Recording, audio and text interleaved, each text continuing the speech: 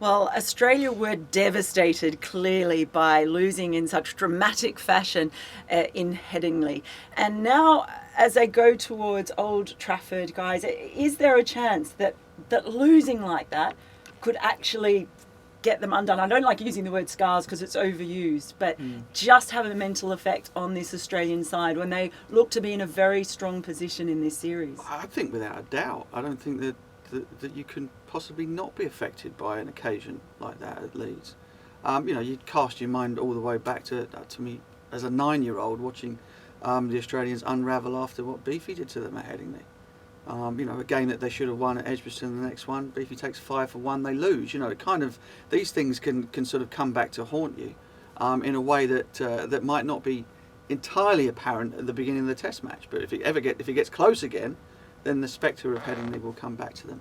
I think it's probably more pertinent to think about what it's done to the England team and the confidence. All of a sudden, it's dragged up a lot of guys who are struggling, out of confidence, out of form, getting hammered by the press and by the media, by us, and quite rightly so. I can't see any reason why you wouldn't have been before Sunday. All of a sudden, these guys have got a new lease of life.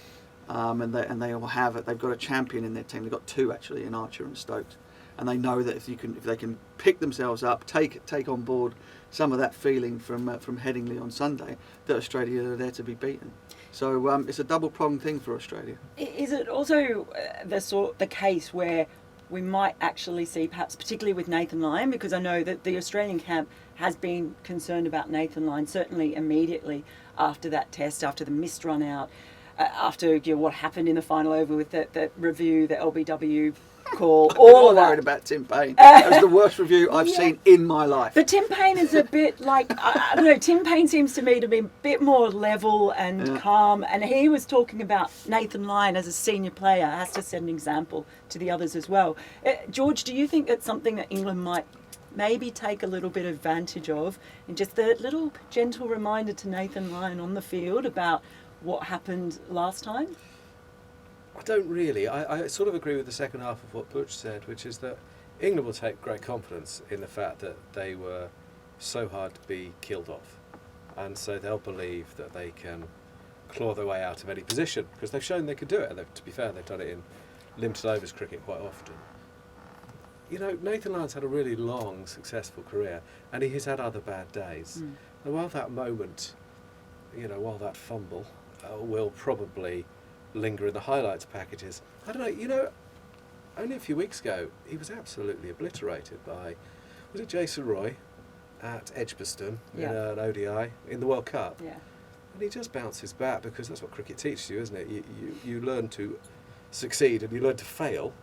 And he will have done it before. He's an off-spinner who's taken 360 wickets, playing most of his tests in Australia. That's an incredible record. And I suspect he is more resilient than people will give him credit for, but I'm absolutely sure the English supporters will remind him, and they'll hope he'll be the lion that doesn't sleep tonight throughout the test. Whim away. And just finally...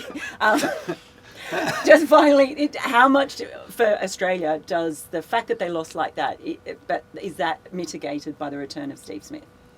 Yeah, absolutely. Yeah, without a doubt. They very nearly, they should have beaten England without him. England had everything in their favour in that Test match, everything, and Australia should have beaten them. So if you look at it from that point of view, things aren't quite as bad as they may seem, but psychologically. And given exactly what George says about the crowd, and Old Trafford is going to be utterly raucous, England will feel as though they're the ones that are 2-1 up in the series. That's the advantage of what Ben Stokes has done at Headingley. I hope that's right. It's just Australia with the better side for about 80% of that game, and of course they only need to win one of these games, or draw both of them. Mm-hmm. So I think they've got the upper hand, and if I'm honest, I think they're the better team all round. So I'd still expect them to win, but obviously I'd be delighted to be proved wrong. I'm sure quite a few people would be. We will find out, of course, how it unfolds and who is on top after the test. The 4th test concludes at Old Trafford.